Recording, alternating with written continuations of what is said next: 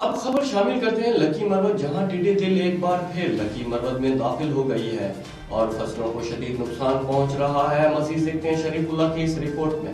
टिड्डी दल एक बार फिर लकी मरवत में दाखिल हो गया है और फसलों को शदीद नुकसान पहुंचा रहा है। इस दफा टिड्डियों ने वांडा निजामी और वांडा पारो और ततरखेल के इलाकों में डेरे डाल दिए हैं, जो चन्ने और गंदम की फसल को शदीद नुकसान पहुंचा रही हैं। इस दफा टिड्डियों की तादाद बहुत ज्यादा है और कई किलोमीटर के रकबे में फैली हुई हैं, जिन्हें कंट्रोल करना महकमा ज़राअत की बस से बाहर हैं। जबकि दूसरी जानिब मकामी किसान अपनी मदद आप के तहत इन टिड्डियों को भगाने की हर मुमकिन कोशिश कर रहे हैं, लेकिन टिड्डियाँ जाने के नाम ही नहीं ले रही हैं। महकमा ज़राअत के एहलकार अब्दुल कयूम खान का कहना है कि हमारे पास वसाइल की कमी, ताहम कोशिश कर रहे हैं कि इन पर काबू पा लें।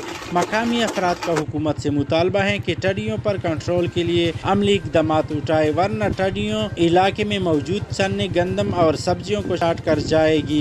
वाज़ेह रहे, गंदम और चन्ने ही इस इलाके की अहम फसल हैं, जबकि मकामी किसान अपनी ज़रूरतों को पूरा करने के लिए सब्जियां उगाती हैं, जिनको टिड्डी दल से खतरा है।